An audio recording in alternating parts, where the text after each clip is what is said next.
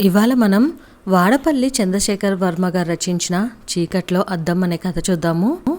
ఉదయం mobile ring అవుతుంటే కామేశ్వరికి మెలకువ వచ్చింది. చీకటి తెరలు గదిని వదిలి ఇంకా పోలేదు. ఈ వేళప్పుడు చేసిందెవరనుకుంటూ పక్కనే ఉన్న ఫోన్ లిఫ్ట్ చేసింది. అమ్మా, నాన్నని అడిగావా? అటు ఆమె కూతురు వసుధ మాట్లాడుతుంది. కామేశ్వరికి సమాధానం తోచక తటపటాయిస్తూ ఊరుకుంది. ఏంటి మాట్లాడవు? నాన్నేమన్నారు? కూతురు రెట్టించి అడుగుతున్న విషయం తనింకా భర్తని అడగలేదు. కామేశ్వరి ఏం చెప్తుంది? వసుధ వారం రోజులుగా అందుకే ఫోన్ చేస్తుంది. అడిగితే భర్త కాదనడు. భార్గవ మీద ఆ నమ్మకం ఉంది, కానీ అభిమానం అడ్డొస్తుంది. నాన్నగారు బిజీగా ఉన్నారు, వీలు చూసుకొని అడుగుతాను. ఈలోగా తాతయ్యకేమైనా అయితే? వసుధ భయపడుతూ అంది. కామేశ్వరికి అదే బెంగ, కానీ తను ఏమీ చేయలేని స్థితిలో ఉన్నానని కూతురికి చెప్పలేకపోతుంది. పోయిన నెలే కదా చూసొచ్చాను, ఆయనకేం కాదులే నిర్లిప్తంగా అన్న కామేశ్వరి కళ్ళల్లో చెమ్మ చేరింది. నీ ధోరణి చిత్రంగా ఉంది. ఒంటరితనంతో బాధపడుతూ అనారోగ్యంతో ఎన్ని ఇబ్బందులు పడుతున్నారో అన్నీ తెలిసి ఎలా ఊరుకున్నావు? అడిగితే నాన్న కాదన్రు. వెళ్ళి తాతయ్యని తీసుకురా వసుదా, శాసించినట్లే అంది. కూతురు అన్నది వాస్తవమేనని కామేశ్వరికి తెలుసు, కానీ తండ్రి విషయాన్ని భార్గవని అడగలేకపోతుంది. అత్తగారి పట్ల తను చూపిన నిరాధారణ వల్ల భర్త దగ్గర చనువు అధికారాన్ని కోల్పోయానని వసుధకి చెప్పలేకపోతుంది. వసుధకి పెళ్ళయి వెళ్ళిపోయాక భార్యాభర్తలు ఇద్దరే ఉంటున్నారు. ఇంట్లో మరో మనిషికి ఇబ్బంది లేదు. అందుకే భార్గవ కాడండని నమ్మకమూ ఉంది. అమ్మా, ఏమైంది నీకు? నేను చెబుతుంది విన్నట్లేదు. కామేశ్వరి మౌనంతో వసుధ విసుగ్గా అంది. సరే, కంగారు పడకు, ఏదో ఒకటి చేద్దాంలే, ఉంటాను. వసుధకి మరో మాటకు తావివ్వకుండా కామేశ్వరి కాల్ కట్ చేసింది. కామేశ్వరి తల్లి ఏడాది కిందట చనిపోయింది. తండ్రి ఒంటరిగా స్వగ్రామంలో ఉంటున్నాడు. తమ్ముడు అమెరికాలో ఉంటున్నాడు. ప్రేమించిన అమ్మాయిని పెళ్ళాడి అక్కడే స్థిరపడిపోయి తండ్రి బాధ్యత నుంచి తప్పించుకున్నాడు. కామేశ్వరి తండ్రిది 7-10 దాటిన వయస్సు. తరచూ తొంగి చూస్తున్న అనారోగ్యం, వైద్య సదుపాయం లేని ఊరు. ఇరుగు పొరుగు సహాయపడుతూ ఉంటారు. వారు మాత్రం మాట సాయం తప్ప ఏం చేయగలరు? ఈ పరిస్థితే కామేశ్వరి ఆందోళనకు కారణం. కూతురు చెప్పకపోయినా తండ్రిని చేరతీయాలని ఉంది. వీలు చూసుకొని వెళ్ళి చూసొస్తుంది. వృద్ధాప్యంలో ఒంటరిగా ఆయన పడుతున్న ఇబ్బందులు చూస్తూ బాధపడుతుంది. ఇంటికి తీసుకొచ్చి తండ్రిని ఆదరించలేకపోవడం ఆమె స్వయంకృతాపరాధం. అది తన అత్తగారి పట్ల కామేశ్వరి చూపిన బాధ్యతారాహిత్యం. కామేశ్వరి ఉదయం కూతురుతో మాట్లాడాక భర్తను అడగాలనుకుంది, కానీ అతడు భార్య లేవకముందే తయారయ్యి బయటికి వెళ్ళిపోయాడు. భార్గవ వారం రోజులుగా తెల్లవారుతూనే వెళ్తున్నాడు. తిరిగి ఏ రాత్రికో వస్తున్నాడు. ఉదయం 9 గంటలకు ఆఫీస్కి వెళ్ళి సాయంత్రం 6 గంటలకు వచ్చేవాడు. ఇప్పుడు భర్త ఎక్కడికి వెళ్తున్నాడో ఏం చేస్తున్నాడో కామేశ్వరికి అర్థం కావటం లేదు. అడిగే అవకాశమూ దొరకలేదు. తల్లి చనిపోయినప్పటి నుంచి భర్తలో వచ్చిన మార్పు కామేశ్వరికి తెలుస్తుంది. చెప్పుకోలేని స్పర్ధలు తమలో చేరి దాంపత్యంలో దగ్గరితనాన్ని కోల్పోతున్నాము అనుకుంది కామేశ్వరి. లేకపోతే భార్గవ ఎందుకిలా ప్రవర్తిస్తున్నాడు? మరోవైపు తండ్రి పట్ల నిస్సహాయత. దీనికంతటికీ కారణం తానే అనుకుంది. దానికి రోజు పశ్చాత్తాపపడితే సరిపోతుందా? సమస్యపోయి మానసిక ఆందోళన సద్దుమణుగుతుందా? ఏం చేయాలి? ఏది పరిష్కారం? కామేశ్వరి ఈ ఆలోచనలతో అంతర్మదనంలో పడింది. భార్గవ కోసం ఎదురు చూస్తూ గతాన్ని గుర్తు చేసుకుంది. భార్గవ తండ్రి 10 ఏళ్ల క్రిందటే చనిపోయాడు. ఒంటరైన తల్లిని ఇంటికి తీసుకురావాలనుకున్నాడు. అందుకు కామేశ్వరి అంగీకరించలేదు. అత్తగారిని ఆదరించటానికి నిరాకరించింది. చేరదీస్తే పరిచర్యలు, ఆర్థిక ఇబ్బందుల మీద పడతాయనుకుంది. బాధ్యత నుంచి తప్పించుకోవటానికి ఆమెకు అనేక కారణాలు కనిపించాయి. అత్తగారికి పుట్టింటి భరణంగా సంక్రమించిన ఆస్తిని అమ్మి ఆ డబ్బు కూతురికి ఇచ్చిందన్న అసూయ, కొడుక్కి వాటా ఇవ్వనందుకు అక్కస్సు పెంచుకుంది. అత్తగారు చేసింది సాంప్రదాయంతో పాటు న్యాయబద్ధమైంది. కానీ స్వార్థబుద్ధితో ఆమెపై స్పర్ధ చూపించింది. పైగా నెల నెలా వస్తున్న పెన్షన్ని కూతురికే ఇచ్చుకోమని అత్తగారి బాధ్యతను ఆడబడుచు మీదకు నెట్టేసింది. తల్లిని చేరదీయాలన్న భార్గవ ఆలోచనని కామేశ్వరి పడనీయలేదు. భార్యని ఒప్పించలేక బాధపడ్డాడు. తల్లి మీద ప్రేమ ఉన్నా కామేశ్వరి దురుసుతనం భరించడం కష్టమని తెలుసు. పంతాలు పట్టింపులకు పోయి తీసుకొచ్చిన అత్తగారిని గౌరవంగా చూడదన్న అనుమానమూ ఉంది. చెల్లెల దగ్గరే తల్లికి సదుపాయం సుఖం ఉంటుందని ఊరుకున్నాడు. అలా సంసారంలో సర్దుకుపోయాడు. ఒకసారి తల్లికి బాగోలేదని తెలిసి భార్యతో కలిసి వెళ్ళాడు. అనారోగ్యంతో మంచం పట్టిన తల్లిని చూసి బాధపడ్డాడు.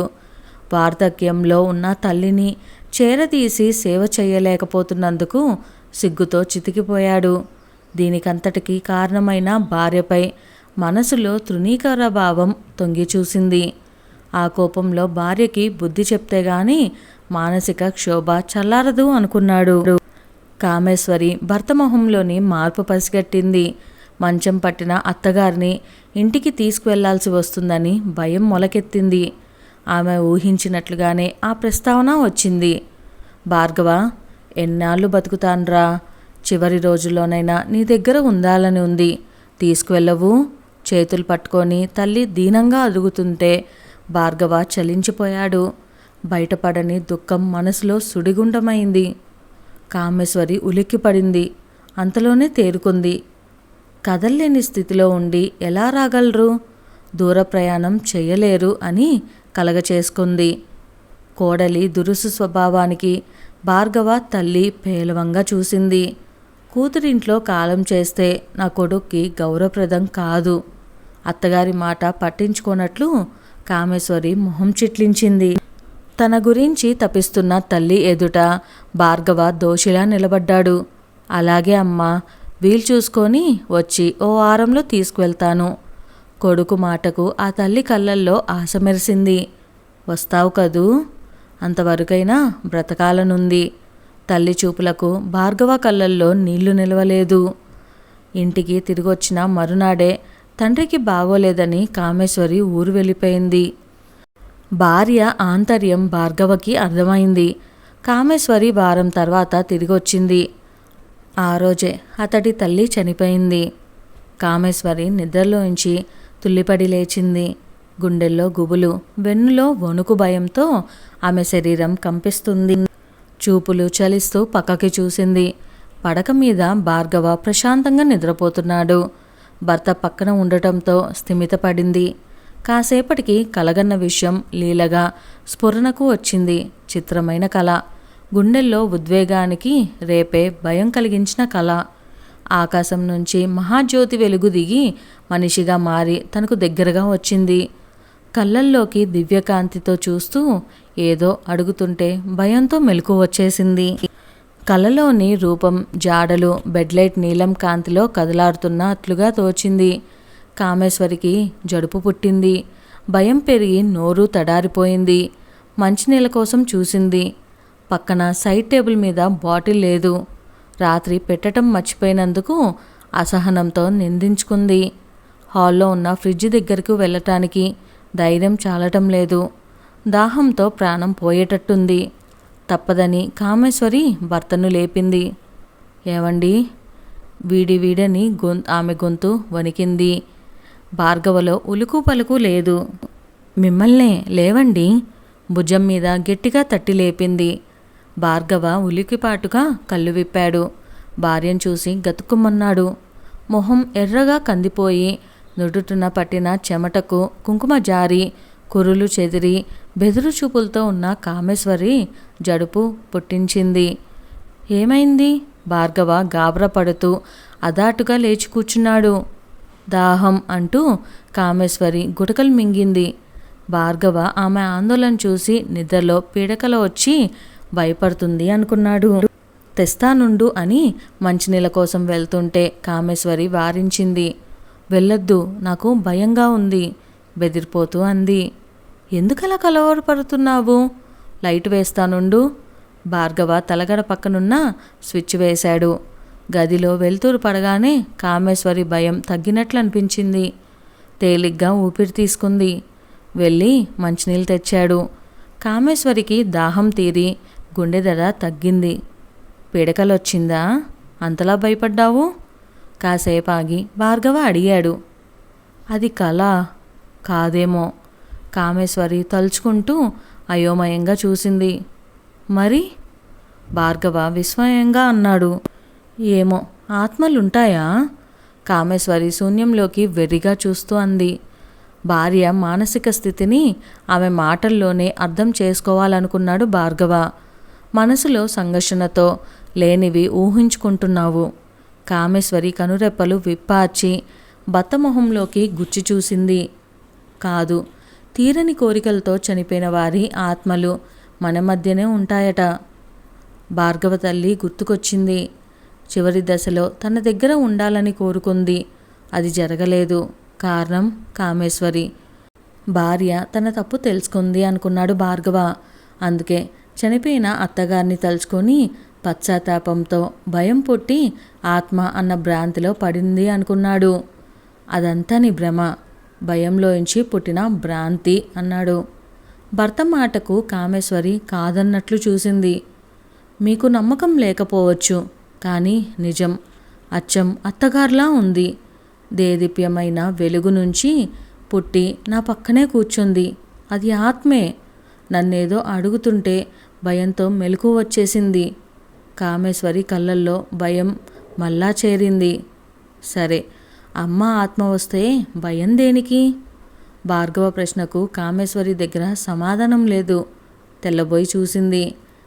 మనకి బుద్ధి కొరవడినప్పుడు తప్పులను కాలమే వెత్తి చూపుతుంది. అప్పుడు చింతనలోంచి సంఘర్షణ మొదలయ్యి వివేకంతో పాటు భయము పుడుతుంది. ఆ భయమే ఆత్మ అన్న నీ భ్రాంతి. భార్గవ ప్రశాంతంగా వివరించాడు ఇదంతా. అర్థం చేసుకునే క్రమంలో కామేశ్వరి తన గురించి తెలుసుకుంది. వివేకంతో ఆలోచించు. అమ్మ మనం మంచిని కోరుకుంటుంది, తప్పులు క్షమించి ఆశీర్వదిస్తుంది. భార్గవ భార్యను ఆత్మీయంగా చూస్తూ అన్నాడు.